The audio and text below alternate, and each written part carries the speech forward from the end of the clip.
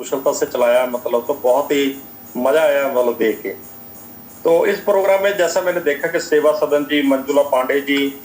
और रतन लाल जी, मधुश्री जी, सरोजा जी, मीना गुप्ता जी, उषा साहू जी, साधना जी, मैत्रेयी कमला जी, विशंबर दास जी, प्रभा शर्मा जी और लता जी, और आपकी कविताएं जो मतलब सुनने को मिली, आपके रचनाएं सुनने को मिली, तो इनमें बहुत बड़ा मजा आया इस बात के लिए कि पहले तो अक्सर हम देखते हैं कि कई बार एक ही भाषा में या एक दो भाषाओं में कवियों की रचनाएं सुनते हैं और या हिंदी में सुन लेते हैं। तो मजे की बात ये रही कि इसमें उड़िया भाषा की, तेलुगु भाषा की और मराठी की, भोजपुरी की, कुमायूनी की, कन्नड़ की, मतलब जो सभी भाषाओं का एक, जैसे सेवा सदन जी ने बड़े कहा कि एक बहुत बड़ा संगम,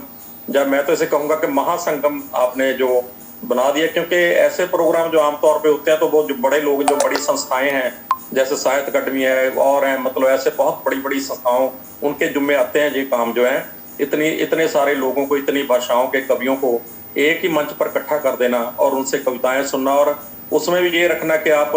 अपनी भाषा में भी कविता पढ़ें और हिंदी में भी कविता पढ़ें। तो ये जो सारा जो आपका आयोजन था, जो मतलब बड़ा, मतलब मुझे तो बड़ा आनंद आया। और दूसरी बात मजे की ये रही कि आपने बहुत सारे कवि जो थे, तो उन्होंने, बहुत सारे कवियों ने कोरोना काल के विषय में जो कविताएं अपनी सुनाई, तो उसमें एक बात बहुत ही देखने वाली थी। कोरोना काल की जितनी भी कविताएं पढ़ी गई,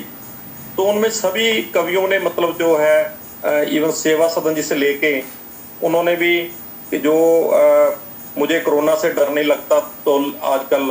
तो लेकिन कोरोना की खबरों से डर लगता, जो कोरोना को लेके मतलब जितनी भी समकालीन, जो मतलब समकालीन हमारे जो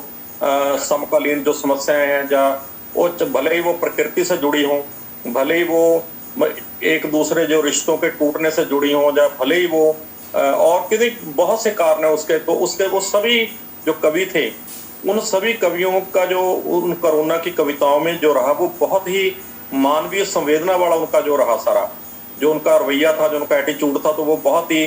तो उन्होंने सभी ने अपनी इस बात की चिंता व्यक्त की कि आप भाई प्रकृति के साथ जो अन्याय कर रहे हो, आप प्रकृति को खत्म कर रहे हो, तो उसी का जो फल देखने को मिला है। तो उसके साथ ही जैसे उषा गुप्ता जी की शायद कविता थी कि वो उन्होंने जो कोरोना काल से निकल के आए हैं, तो उस कोरोना काल के बीच में क्या महसूस किया उन्होंने, तो उसके बारे में जो सारा, तो मतलब जो इससे लगता है कि जो सारे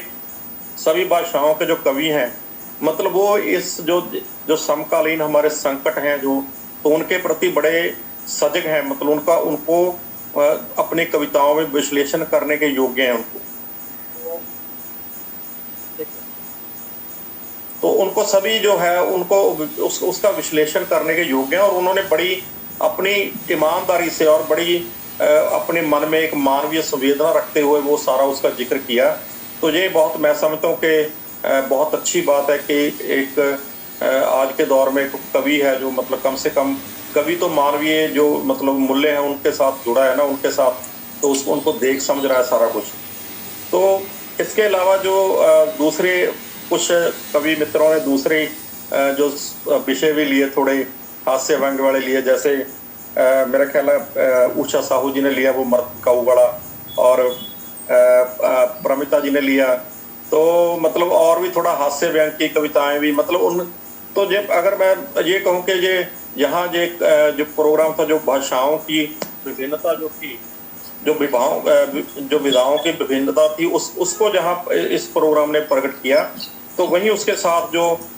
विधाओं की जो विभिन्नता है, मतलब मान लो इसमें गजलें भी सुनने को मिली, कविताएं भी सुनने को मिली, व्यंग भी सुनने को मिला, व्यंग कविता भी सुनने को मिली। तो मतलब इसीलिए मैं कहता हूँ कि जैसे सेवा सदन जी ने कहा कि बहुत बड़ा संगम आपने बना दिया, तो मैं तो कहूँ महासंगम आपने आज वो रच दिया, मतलब लता जी ने। तो परमिता सारंगी जी ने बहुत जितने प्यार से संचालन किया, तो वो बहुत लाजवाब, और मतलब तो मुझे लगता है कि मैं तो आप सभी को, सभी मित्रों को जो जिन्होंने भी अपनी कविताएं भी पढ़ी, तो सभी को, और लता जी को, परमिता जी को, सेवा सदन जी को, मेरे से उम्र में बहुत बड़े हैं, तो मुझे मतलब लगता है कि इन सभी को बहुत बहुत बधाई आपको, बहुत। तो उम्मीद करता हूँ कि आगे से भी ऐसे प्रोग्राम होते रहेंगे जिनमें अलग अलग भाषाओं के कवि हैं, जो अलग अलग क्षेत्र के कवि हैं, उनको एक ही मंच पर इकट्ठा करना, तो मैं समझता हूँ कि बहुत बड़ा काम है, बहुत बड़ा एक उद्यम है जी। तो आप सभी को बहुत बहुत बधाई आपको। तो बहुत फिर बहुत मतलब उम्मीद है फिर धन्यवाद। ऐसे ही कभी ना कभी आप मतलब कहीं ना कहीं फिर मिलेंगे ऐसे। जी जी जी, जरूर जरूर थैंक यू। मिलते ही जरूर रहेंगे मिलेंगे। कोई बात। बहुत बहुत धन्यवाद। आप